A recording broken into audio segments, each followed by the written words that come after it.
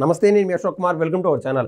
ఈ మధ్య సోషల్ మీడియాలో ఎక్కడ చూసినా కూడా ధర్మా మహేష్ అనే ఒక అతను, గౌతమి చౌదరి అనే ఒక మహిళ, వీళ్ళిద్దరి మధ్య ఏదో వైవాహిక సంబంధంలో ఏదో ఇబ్బందులు వచ్చినాయని చెప్పి మాకు డ్రైవర్స్ కావాలని చెప్పి సోషల్ మీడియాలో అయితే రచ్చ అవుతూ ఉండదు.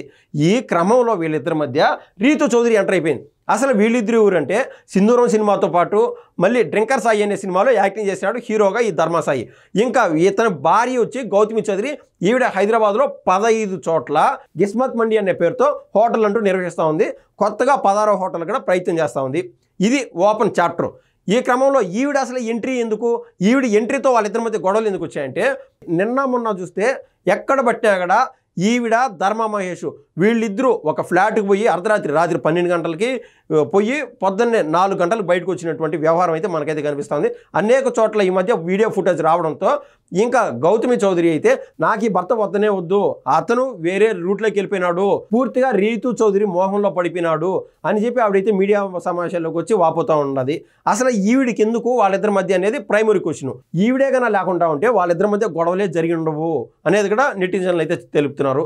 ఈ క్రమంలో అసలు ఈవిడ చేసినటువంటి ఇంకొన్ని తప్పులు వచ్చి గతంలో 7-8 నెలల క్రితం వైసీపీలో ముఖ్య నాయకులుగా ఉన్నటువంటి, లేకుంటే జగన్మోహన్ రెడ్డి గారి స్వయాన పిఏ అయినటువంటి కె నాగేశ్వర రెడ్డి అని చెప్పి ఆయనతో పాటు ఇంకా ఈవిడ భర్త శ్రీకాంత్ రెడ్డి, వీళ్ళిద్దరి యొక్క కలయికతో ఏం చేసిందంటే ఇబ్రహీంపట్నంలో గవర్నమెంట్ ల్యాండ్స్ అంటూ కబ్జా చేసేశారు. గవర్నమెంట్ ల్యాండ్స్ అయిపోయినాయి, ఏవైనా ప్రైవేటు వ్యక్తులను కూడా బెదిరిచ్చేసి ఆ భూములు లాక్కున్నారు. ఈ యొక్క వ్యవహారం బయటకు వచ్చింది. అంటే 700 కోట్ల పైన ఉన్నది ఇది కథ అని బయటకు వచ్చినప్పుడు ఈవిడ స్వయంగా బయటకు వచ్చి, అయ్యా నన్ను సంతకం పెట్టమంటే సంతకం పెట్టాను, దాంట్లో నాకు ఏమి ముట్టలేదు అని చెప్పింది. అంటే దాంట్లో కమిషన్లు వచ్చినాయా లేదా మనకైతే తెలియనటువంటి పరిస్థితి. అదొకటి అయిపోయింది. అదేగాక ఇంకా ఈవిడ ఇన్వాల్వ్మెంట్ ఏంది, బెట్టింగ్ యాప్స్ కూడా ప్రమోట్ చేసినది. ఈవిడ సోషల్ మీడియాలో స్కిన్ షో చేస్తూ ఉంటుంది, అది అందరికీ తెలిసినటువంటి విషయమే. తద్వారా ఫాలోవర్స్ని పెంచేసుకొని ఈ బెట్టింగ్ యాప్స్ ప్రమోట్ చేయడం ద్వారా కోట్లను కోట్లు ఆర్జించింది అనేది కూడా ఈవిడ పైన ఉన్నటువంటి అపవాదము. అపవాదం ఏం కాదు కానీ అదంతా ఓపెన్ ఫ్యాక్టే. తర్వాత ఈవిడిని పోలీసు వారి విచారణకు పిలవడము, ఆవిడ బయటకు వచ్చి నాకు తెలుసో తెలియకో చేశాను, ఇంకా జీవితంలో ఇవన్నీ రిపీట్ చేయను అని చెప్తుంది. సో ఇప్పుడు ఈవిడ పైన వచ్చినటువంటి సీసీటీవీ ఫుటేజ్ ఈవిడికి కూడా తెలియదు. అసలు ఈవిడ ఎక్కడుంది, ఇప్పుడు బిగ్ బాస్లో ఉంది. ఆవిడ ఇంకా బయటకు వచ్చినప్పుడు ఏం వివరణ ఇస్తుందో ఖచ్చితంగా చూడాల్సినటువంటి పరిస్థితి.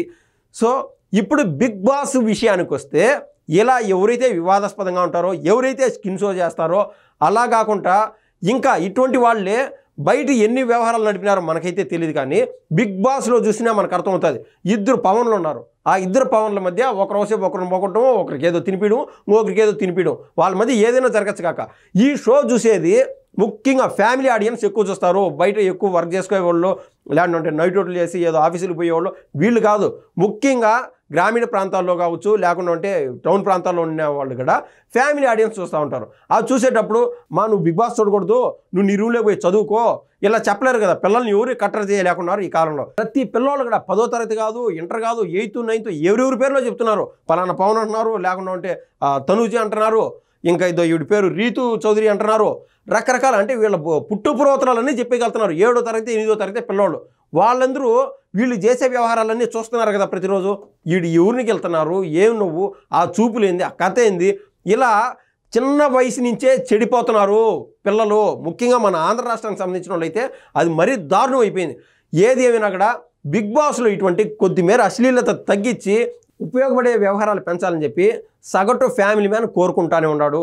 ఇక్కడ ఎందుకండి, ఏమైనా మన కర్ణాటక కావచ్చు, తమిళనాడు కావచ్చు, ఏమైనా బాలీవుడ్లో కావచ్చు, ఈ ప్రతి చోట్ల అశ్లీలత పెరిగిపోయింది. అసలు కొసమెరుపు పరాకాష్ట ఏంటంటే, ఈ యొక్క బాలీవుడ్లో ఒక మహిళ ఆడికి పోయి బిగ్ బాస్ పోయి తిరుకొని వచ్చేటప్పటికి ప్రెగ్నెంట్గా వచ్చేసిందంట. దాన్ని బట్టి అర్థం చేసుకోవచ్చు అసలు బిగ్ బాస్లో ఏం జరుగుతుంది, ఏ రకాన ఈ విధంగా ప్రజల్లోకి ఈ బిగ్ బాస్ని చొప్పిస్తున్నారు. అది చూసేటువంటి వ్యూవర్స్ రోజు రోజుకు పెరుగుతూనే ఉన్నారు.